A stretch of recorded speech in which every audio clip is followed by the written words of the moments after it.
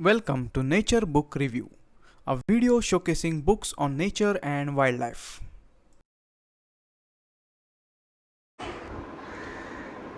Colors for Survival, Camouflage, Warning and Mimicry in Nature by Peter Ward.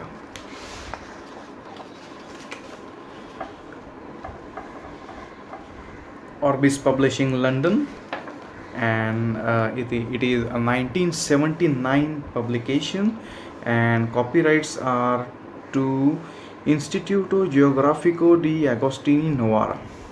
Okay, now let's go through the contents. Color in the animal world, that is how colors are important. Then different uses of the color: camouflage, disguise, warning colors, mimicry, patterns that startle and deflect, defense routines, aggressive use of color, bibliography, acknowledgement, and at the end index. Okay, now when we open the chapter, you can see the text is organized in two columns and there is a photograph. Photographs are given with a footnote nearby. The font size is fairly okay to read. The book appears a bit larger but it's not that heavy. Okay, now why colors are important in animal world? This is the example. Here is a bush cricket lying amongst the leaf litter. Can you see it? It's difficult. Here is it. Here it is, the bush cricket with the antenna over here. Okay. When we move ahead, about rhino, what it says: powerful animals without natural enemies like the black rhino have not evolved protective coloration. Then next is ostrich, a camouflaging coloration shown by a baby ostrich. Then of course smaller animals require coloration. Now this is very important. The secretary bird. The secretary bird is a specialist snake hunter. Such keen-sighted diurnal predators have obliged many animals to evolve elaborate protective coloration. So a pressure by hunter is one of the key factors to develop coloration. Now let's go through. Some of the photos are small, you can see, while some occupy entire page, while some are distributed on the both pages. Here you can see a chameleon playing dead. Camouflage, it is against the concealing the it is against the background. Then it's difficult to see in marine world when you are diving. It is octopus. Octopuses can change their skin texture as well as color to conform with that of the surroundings. The larger mammals, they have coloration like this, which merges with the background. Then disguise. Can you see a moth over here? Here it is. It is called as the European buff tip moth.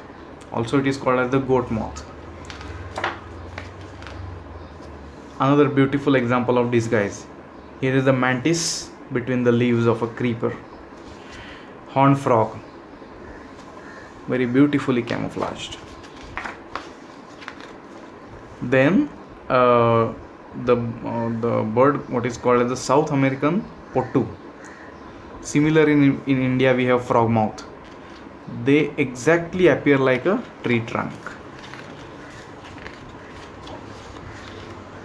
Let's go ahead. Then yes, it is called as the warning coloration. It is a poison dart frog from Amazon. Then stinging nettle caterpillar.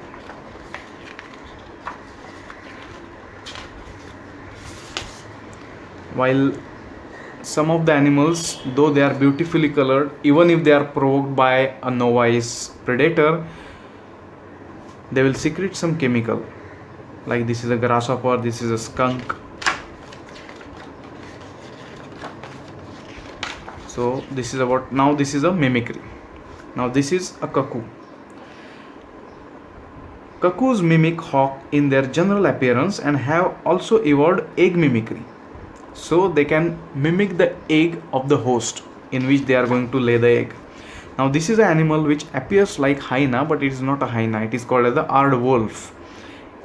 It is harmless animal, it is insectivorous, whereas hyena is a predatory or scavenger animal. In case of cheetah, you can see cheetah cubs, they have a bit of camouflaging coloration. Now this is a mimicry.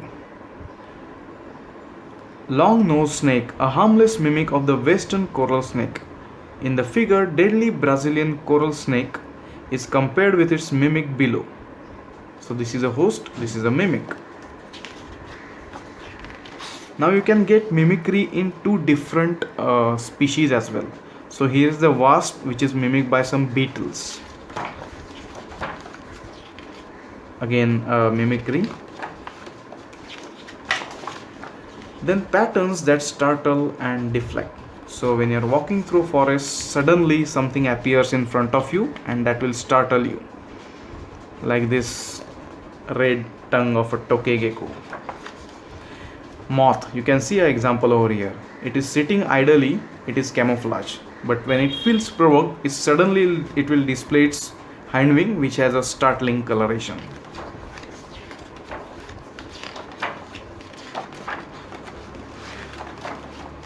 Then defensive coloration.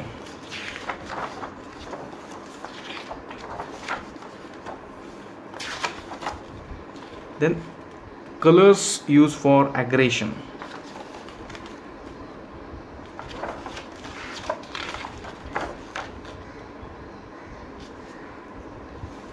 Here is the anglerfish.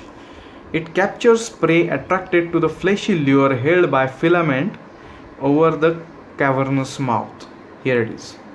Victims fail to recognize the predator because of his disguised body form. So this animal is aggressive, but it uses its coloration to hide that aggression. Now here you can see a mantis, which exactly appears like a flower. So a butterfly or any other insects which sit on the flower will not know there is a predator and will get killed. Okay, so here you will get a bibliography, acknowledgement to the photographs, and an index. Okay, so this is a very beautiful book on colors for survival.